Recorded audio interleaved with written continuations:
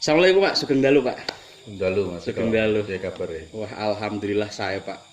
2 tahun kita nggak ketemu, tapi akhirnya kali ini bisa ketemu kembali ya. Ngomongnya rada belibetan kali ini, soalnya kula krungu-krungu jenengan badhe nyalon gitu kan. Kula langsung grogi gitu Pak. Nyalon apa iki yo? Aku wis dadi anggota DPR RI arep nyalon apa? Nah, kok menawi jare bupati ngoten Pak. Pemilihan bupati itu nek ora salah bulan November 2024. Nggih, Dari sekarang kan masih 2 tahun lebih. Masih lama lah, masih lama. masih lama. Jadi kita fokus sesek tugas-tugas anggota DPR RI. Menyerap aspirasi masyarakat dan juga meresponnya. Pokoknya berusaha maksimal supaya iso membantu membangun daerah pemilihan, utamanya Kabupaten Pati. Oke, Kabupaten Pati. Tapi ada benak gak Pak untuk mencalonkan diri jadi bupati? Tetap tak nganu Pak, tak korek ini Pak. Biar ini loh, orang-orang itu netizen biasanya calonnya sopo gitu. Biar tetap iki ya, penasaran gitu dengan jawaban-jawaban jenengan gitu. Terserah masyarakat menilainya kondisi Kabupaten Pati seperti apa. Kemudian mencari sosok calon pemimpinnya untuk Kabupaten Pati itu yang seperti apa. Jadi siapa saja yang akan menjadi Bupati Pati itu nanti kudu iso menjadi solusi dari berbagai situasi kondisi yang dihadapi oleh masyarakat sekarang ini. Jadi penilaiannya masyarakat seperti apa nantinya ya kita lihat gitu. Oke. Jenengan kan anggota DPR RI Pak. Jenengan mengikuti gak apa yang ada di Pati sekarang itu? Iya pasti mengikuti lah, wong Pati. Saya lahir di Pati, di wilayah pelosok dari Kabupaten Pati ning Desa Slungkep. SD Slungkep, SMP Negeri 1 Kayen, SMA Negeri 1 Pati. Jadi ya 100% Pati. Lor. Jadi kalau melihat pemerintahan Pati tentunya harus ada yang dikoreksikan Pak. Soalnya kan ini menjelang apa ya, pergantian ya. Sekarang mucuk-mucuki. Nah, cara jenengan kekurangannya apa sih Pak? ya kekurangan nyata Beruh lah di pokoknya. Kabupaten Pati ini ya utamanya adalah infrastruktur jalan. Jalan kabupaten di mana-mana kok rusak berat ya. Parah lah. Betul. Itu baik jalan kabupaten antar kecamatan maupun jalan kabupaten yang berada di pelosok-pelosok desa, antar desa. Itu rusak parah, bukan hanya rusak, tapi rusak parah. Ini sebenarnya disayangkan. Seperti jalan Pati Gabus, Tambak Romo Kayen, Gabus Winom, Glonggong, Jakenan, Jaken, bahkan yang utara yang konon katanya pembangunannya lebih bagus daripada Pati Selatan, ternyata juga rusak parah itu, Tayu Puncel dan lain-lain. Betul sekali. Tapi ini sekarang katanya itu tahap perbaikan. Tapi sebentar lagi mungkin tinggal berapa bulan lagi ya ini Pak Bupati dan Wakil Bupati berganti. 2 bulan ya kalau nggak salah ya. Apakah bisa menyelesaikan itu nggak gitu? Ya itu sampean bertanya dan sampean jawab sendiri ya kan. Ini netizen yang menjawab nanti, netizen biasanya. Apa mungkin ada perbaikan di penghujung pemerintahan sekarang? Semoga Kan tinggal 2 bulan 3 bulan, bukan semoga. Semuanya itu kan harus terukur ya kan. Kondisi jalan yang rusak parah terjadi di mana-mana ini tidak mungkin bisa ditangani dalam tempo 2 bulan, 3 bulan, itu tidak mungkin karena penanganan jalan itu butuh studi, butuh desain, butuh perencanaan, dan butuh penganggaran. Gitu loh. Jadi ada satu tahapan yang harus dilalui dan tahapannya itu panjang. Mana mungkin 2 bulan, 3 bulan langsung dieksekusi perbaikan jalan sehingga jalan menjadi bagus. Itu tidak mungkin. Tapi kira-kira dengan jalan yang diperbaiki, kemudian sebentar-sebentar rusak, itu kenapa Pak ya? Itu berarti salah pada kebijakan. Gitu. Kebijakan. Harusnya pembangunan jalan itu pemilihan konstruksinya ya, itu harus dalam konstruksi yang kuat, yang mantap. Mengingat kondisi jalan yang rusak parah, yang rusak berat. Jadi tidak boleh hanya ditambal-tambal dengan anggaran yang di bawah 200 juta dengan sistem penunjukan langsung, itu tidak boleh. Karena anggaran yang 200 juta ke bawah itu tidak akan mungkin akan berkualitas, tidak akan mungkin kuat, tidak waktu lama pasti itu sudah rusak.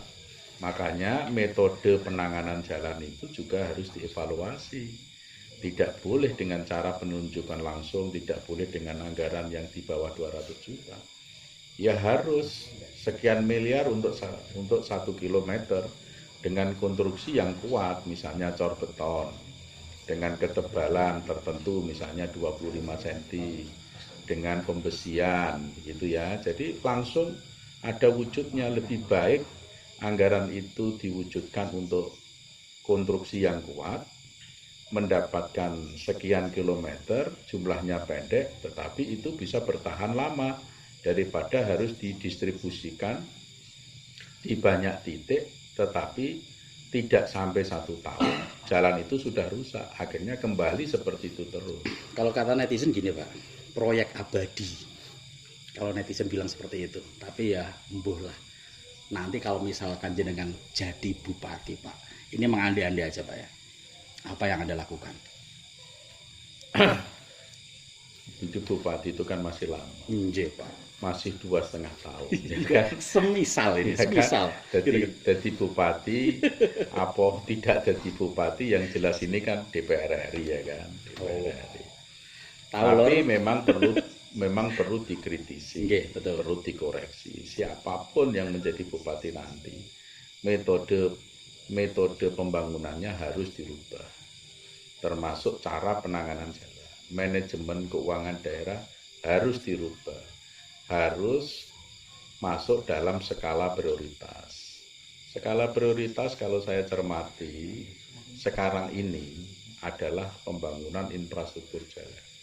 Pokoknya jalan kuwi dingai anggaran yang besar, ya, dibangun dengan konstruksi yang kuat, dengan lebar yang memadai, sehingga bisa memberikan daya dukung untuk pertumbuhan perekonomian satu wilayah. Jadi membangun jalan itu ono tujuan, tidak semata-mata itu proyek. Tujuannya apa? Misalnya membangun jalan pada satu kecamatan tertentu. Kecamatan tertentu itu untuk mendorong bertumbuhnya industri, mendorong tumbuhnya pabrik-pabrik. Berarti jalan yang harus kita bangun seperti apa?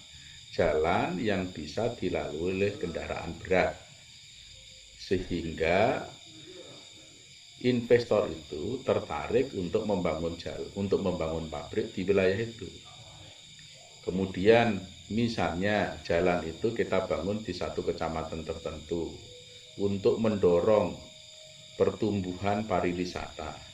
Ya kita harus buat jalan itu kualitasnya bagus dan juga indah. Berbeda, jadi membangun jalan itu adalah punya maksud dan tujuan, tidak hanya sekedar memperbaiki jalan. Jadi harus dibedakan begini antara program dengan proyek, ya kan? Oke, iya betul. Program itu punya maksud dan tujuan, tentu disesuaikan dengan fungsi tata ruang. Tapi kalau proyek itu orientasinya hanya kegiatan sesaat, tapi tidak punya maksud dan tujuan untuk menumbuh kembangkan perekonomian di wilayah tersebut. Itu bedanya. Oke. Ini bicara mengenai mengkritisi. Berarti anggota-anggota dewan seperti jenengan boleh dong dikritisi, Pak? Oh iya, itu terbuka saja. Terbuka, Pak. Justru saya kalau dikritisi itu insya Allah akan menjadi baik ya, sebagai evaluasi diri. Boleh saja. Tapi kangelan Pak, netizen atau masyarakat itu untuk mengkritisi, termasuk anggota-anggota dewan yang ada di Pati. Ya intinya saya kena nuduran lah, itu kangelan Pak. Kangelane masalah apa? Ya dorawani lah gitu ya, Pak. Masa mungkin bapak-bapak iki dorawani ora? Dorawani kan? Kalau saya itu fair saja.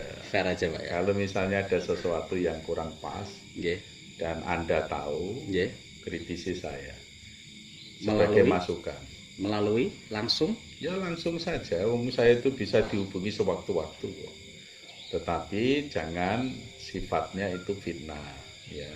Tiba-tiba munculkan di media, di publik, ya itu ada ancaman, dugaan demikian yang itu unsur fitnah, itu ranah hukum, itu nggak boleh.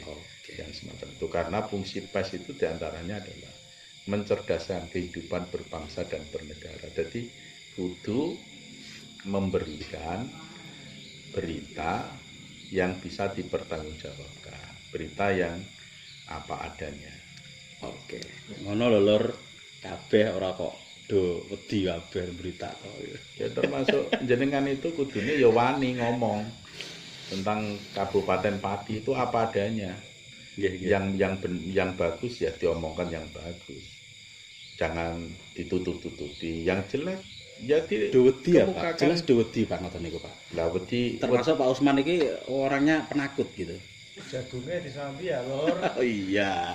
Jangan lupa makan jagung ya Lor ya. Aku dengan suci Oke, terima kasih waktunya Pak ya. Ya, apapun itu yang terpenting Pati itu maju. Ya, mungkin salah satunya Pak Sudewo ini yang selalu memperjuangkan hak-hak warga Pati ya. Kita harus punya satu semangat agar Kabupaten Pati ini lebih maju.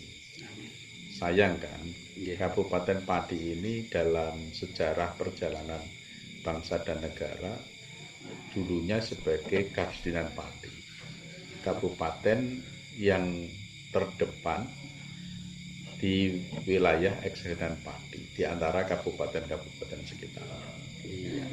Ditunjuknya Pati sebagai Karsdinan itu pasti karena Pati punya kelebihan-kelebihan.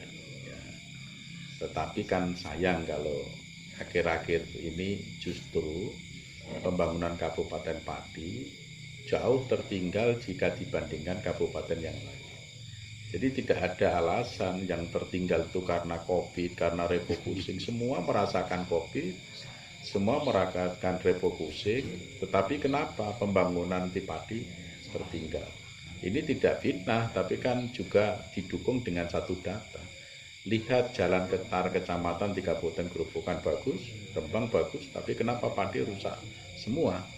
Ya kan itu belum dari sisi manajemen pemerintahan yang lain yang tidak bisa dilihat tapi dirasakan. Ya, itu memang perlu ada satu kesamaan persepsi, satu semangat yang sama untuk membawa Pati ini jaya. Seperti ketika Pati sebagai Karsdinan Pati. Kita ini lahir menghirup udara di Pati, dibesarkan oleh hasil bumi Kabupaten Pati, ya. Kita menikmati minum makan itu karena dari Pati. Bisa seperti ini juga karena Pati. Ya wajar lah kalau kita terpanggil ya semuanya untuk prihatin terhadap Kabupaten Pati dan untuk semangat membangkitkan Kabupaten Pati. Oke, terima kasih waktunya dan tepuk tangan. Netizen, jangan lupa komentar yang terserah lah ya komentarnya seperti apa nanti. Tapi keren apa yang dikatakan Pak Sudewo ini. Assalamualaikum.